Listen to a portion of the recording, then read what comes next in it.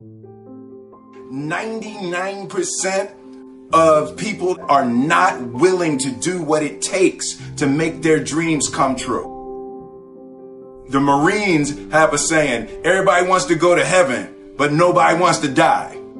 The center of bringing any dream into fruition is self-discipline. You know, something as simple as food and eating. It's not about your body as much as it is about your mind. It's getting command of your mind to be able to choose actions that are in your own best interest. Every day we are choosing that's not in our own best interest. So if the world is attacking you and the world wants to fight you and the world's trying to hold you down, so you're going to kick yourself in the balls? So you're going to stop yourself from getting what you dream. And I think the word discipline has kind of gotten a bad name. We think about it in terms of punishment. I'm not talking about discipline in that way. I'm talking about discipline in the sense that you forego immediate pleasure for the exchange of long-term self-respect. I believe that self-discipline is the definition of self-love. That when you say that you love yourself, that means that you have behavior towards yourself that is loving. Self-discipline is the center of all material success. You cannot win the war against the world if you can't win the war against your own mind.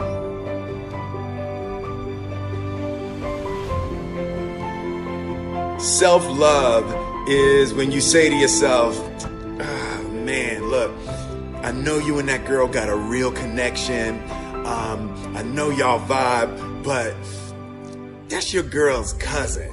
So I love you too much to let you do that. It's like you say to yourself, hey man, look, I know you want to eat that pizza and it'll be really good, you know, but I can't let you eat that, man, because if you eat that pizza, you're going to feel like shit, you know, and I love you too much to let you eat that. Self-love is, hey, look, I know you got a test on Monday, you know, and I know you really want to go out with your friends. It's Saturday night, you want to go out, but if you fail that test, you're not going to feel good about yourself. You know, I love you too much to let you go out tonight. Self-discipline is self-love. If you want to be happy, you have to love yourself, which means you have to discipline your behavior.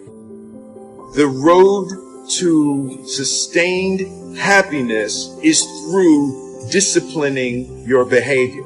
We tend to base our self-esteem on what other people think.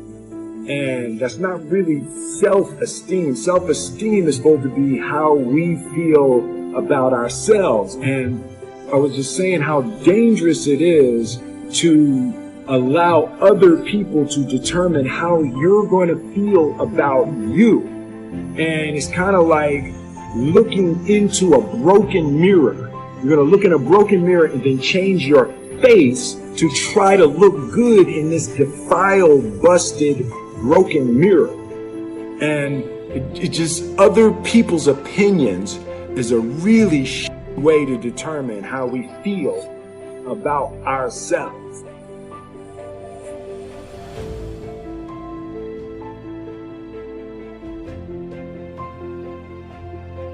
It don't matter whose fault it is that something is broken if it's your responsibility to fix it. For example, it's not somebody's fault if their father was an abusive alcoholic, but it's for damn sure their responsibility to figure out how they're going to deal with those traumas and try to make a life out of it.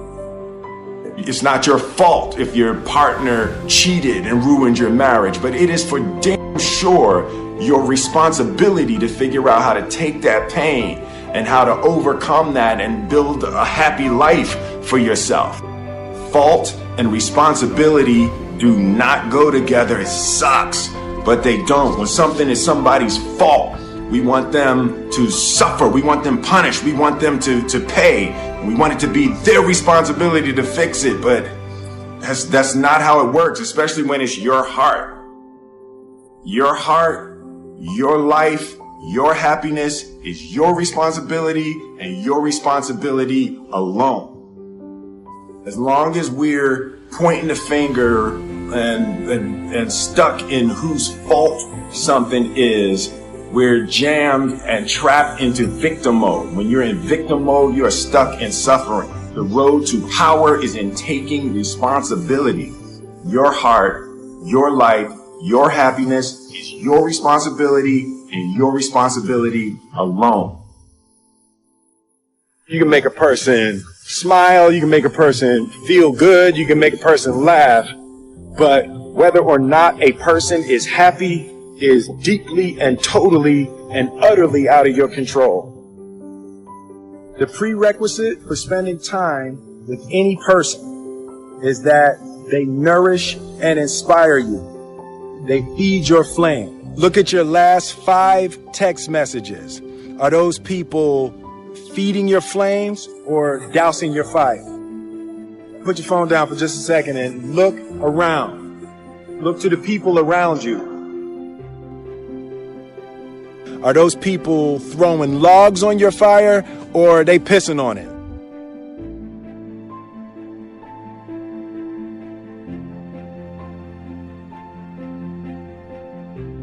I want my life, I want my work, my family, I want it to mean something. And it's like, if you are not making someone else's life better, then you're wasting your time. The separation of talent and skill is one of the greatest misunderstood concepts for people who are trying to excel, who have dreams, that want to do things. Talent you have naturally. Skill is only developed by hours and hours and hours of beating on your craft. You don't try to build a wall. You don't set out to build a wall. You don't say, I want to build the biggest, baddest, greatest wall that's ever been built. You don't start there. You say, I'm going to lay this brick as perfectly as a brick can be laid. There will not be one brick on the face of the earth that's going to be laid better than this brick that I'm going to lay in this next 10 minutes. And you do that every single day, and soon you have a wall. And I think psychologically, the advantage that gives me over a lot of people that I have been in competition with in different situations is it's difficult to take the first step when you look how big the task is.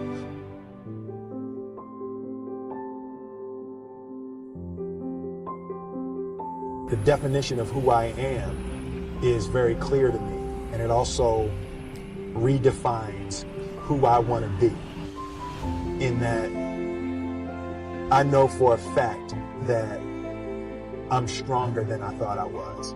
You know, you can't help but ask yourself the question, what would I do if I was in Muhammad Ali's shoes? I'm motivated by fear.